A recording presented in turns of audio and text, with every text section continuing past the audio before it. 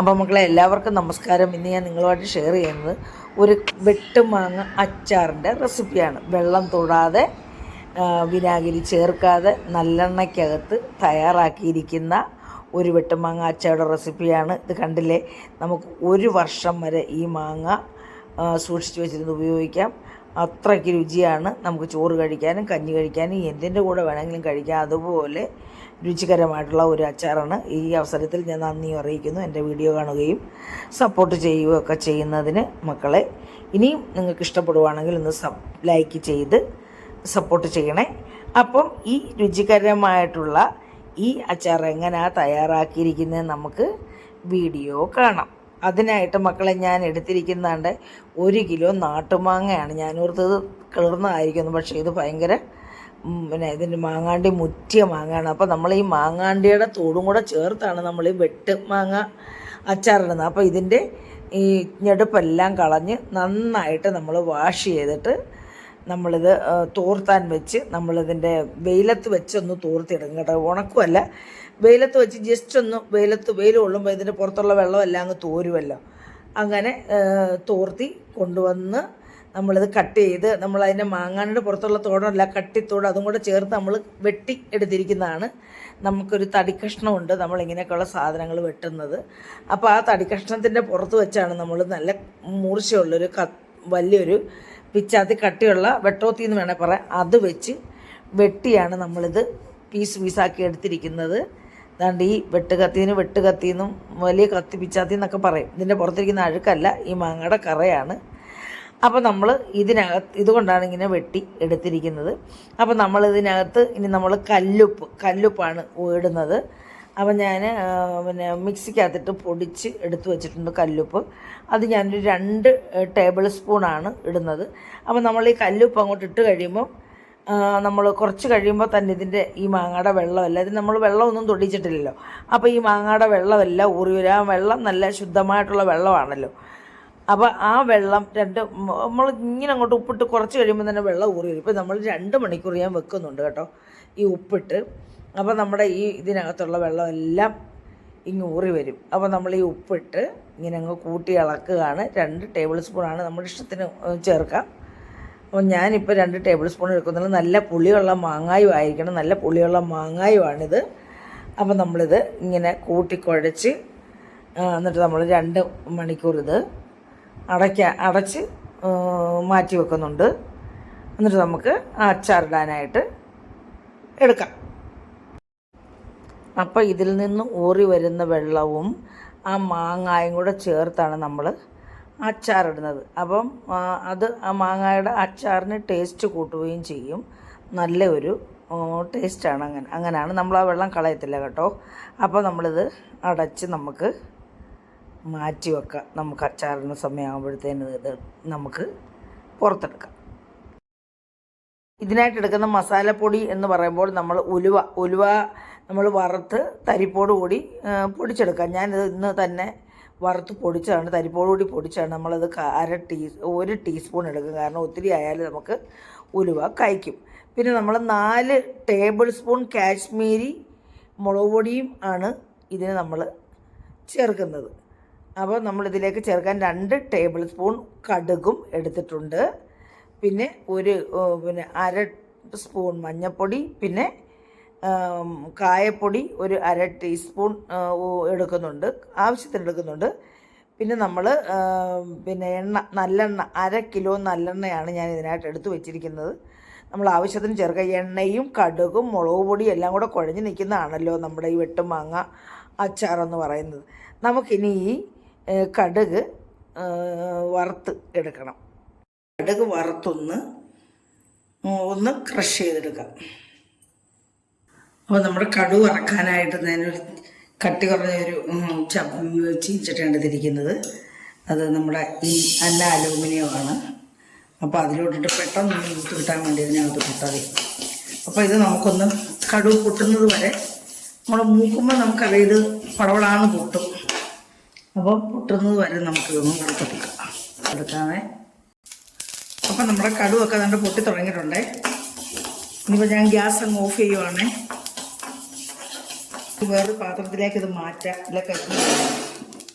അപ്പോൾ നമ്മുടെ ചട്ടി ചൂടാകുമ്പോൾ ഇതിലേക്ക് 350 ഗ്രാം എണ്ണ ഒഴിച്ച് നന്നായിട്ട് തിളപ്പിച്ചതിന് ശേഷം നമ്മൾ ആറാൻ മാറ്റി വെക്കും. നമ്മളതിൻ്റെ ചെറു ചൂടോടാണ് നമ്മൾ മുളക് പൊടിയും കായപ്പൊടിയും മൂപ്പിച്ചെടുക്കുന്നത്. അപ്പോൾ ഇത് മൂത്തോന്നറിയാൻ നമ്മളിതിലേക്ക് കറിവേപ്പില ഇട്ട് കൊടുക്കും. ഇത് മാറ്റി വെക്കാം നമ്മൾ. കണ്ടോ? അപ്പോൾ നമുക്കിത് ഓഫ് ചെയ്ത് വെക്കാം. കൊടുക്കുന്നത് 1 ടീസ്പൂൺ കായമാണ്. നമ്മുടെ എണ്ണയ്ക്ക് ചൂടുണ്ട്, ചെറുതായിട്ട് ചൂടുണ്ട്.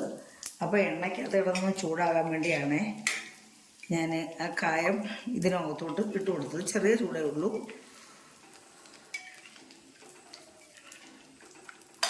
നല്ല ചൂടില്ല. ചട്ടിയെല്ലാം തണുത്തിട്ടുണ്ട്. നമ്മളിനി ഇതിലേക്ക് നമ്മുടെ മുളക് പൊടിയും കൂടെ ഇട്ട് കൊടുക്കും. മുളക് പൊടി നമ്മൾ സെപ്പറേറ്റ് ചൂടാക്കില്ല. എണ്ണയ്ക്കകത്തൊന്ന് ചൂടാൻ വേണ്ടിയാണ് നമ്മൾ ഫ്ലെയിമൊക്കെ ഓഫ് ചെയ്ത് എണ്ണ തണുക്കാനായിട്ട് വെച്ചാണ്. അതിലേക്ക് നമുക്ക് മുളക് പൊടിയും ഇട്ട് കൊടുക്കുക. അതിൻ്റെ പച്ചച്ചുവയൊക്കെ ഒന്ന് മാറണമല്ലോ. അപ്പോൾ നമ്മുടെ 4 ടേബിൾ സ്പൂൺ മുളകാണ് നമ്മുടെ മുളക് പൊടി. ഇതിനകത്ത് വേണേൽ നമുക്ക് 1 ടേബിൾ സ്പൂൺ കൂടെ ചേർക്കാം. നമ്മൾ അധികം എന്താ ചൂടായ എണ്ണയ്ക്കകത്ത് ഒഴിച്ചാൽ ഇതിൻ്റെ കളറ് ഒക്കെ 1/2 ടീസ്പൂൺ മഞ്ഞളും കൂടെ ചേർത്ത് കൊടുക്കുന്നുണ്ട് കേട്ടോ, മഞ്ഞൾപ്പൊടി. അപ്പോൾ ഉലുവാപ്പൊടി ഇട്ട് കൊടുക്കാം. ഞാൻ 1 ടീസ്പൂൺ കണക്കാക്കി ഇട്ട് കൊടുക്കുന്നത്. ഒത്തിരി ആയാൽ നമുക്ക് കഴിക്കുമെന്ന് ഞാൻ പറഞ്ഞു. 1 ടീസ്പൂൺ മതി. അപ്പോൾ നമുക്കിനിയും വറുത്ത് വെച്ചിരിക്കുന്ന കടു നമ്മൾ മിക്സിക്കകത്തിട്ടൊന്ന് ക്രഷ് ചെയ്ത് ഒന്ന് പാറ്റിയായിരുന്നു എൻ്റെ കരിന്തുല് കളയാനായിട്ട്. അപ്പോൾ പാറ്റിയത് നമ്മളിതിനകത്തോട്ടങ്ങ് ചേർത്ത് കൊടുത്തു, കൂട്ടി ഇളക്കി.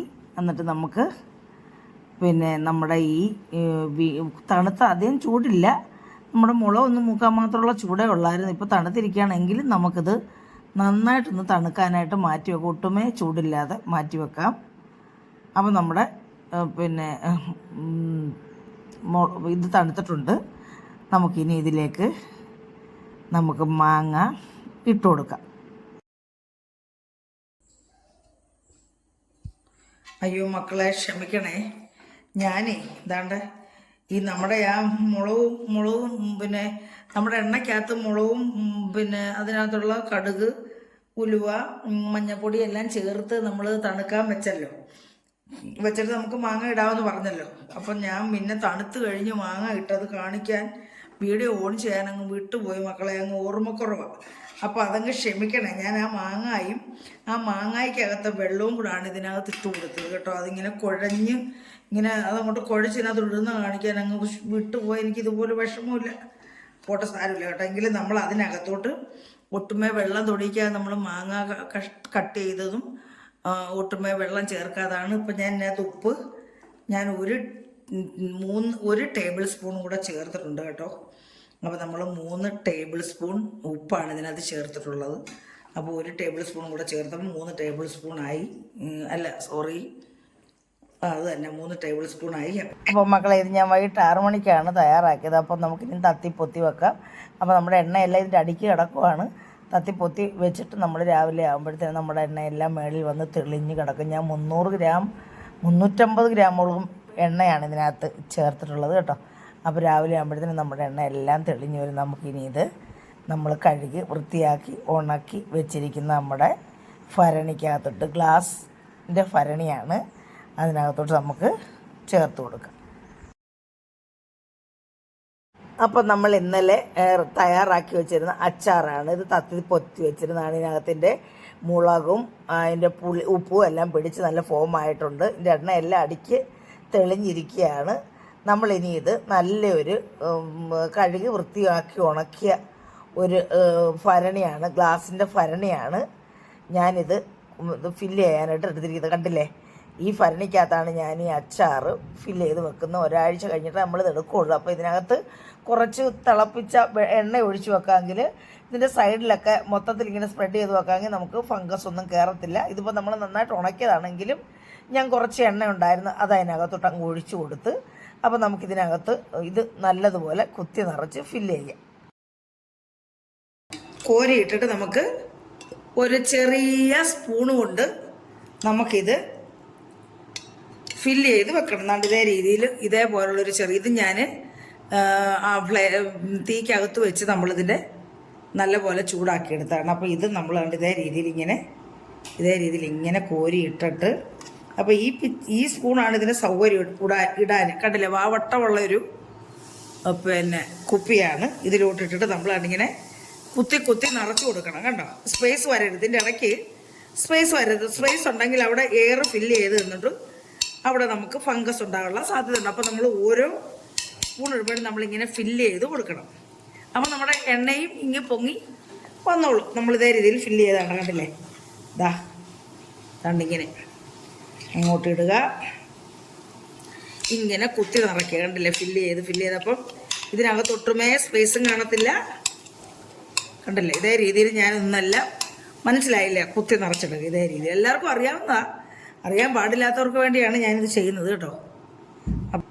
കണ്ടില്ലേ, നമ്മളിതെല്ലാം ഒട്ടും സ്പേസ് ഇല്ലാതെ എല്ലാം കുത്തി നിറച്ച് ഫില്ല് ചെയ്തിട്ടുണ്ടേ. അപ്പോൾ ഇതിരുന്നൊന്ന് എണ്ണ തെളിയട്ടെ.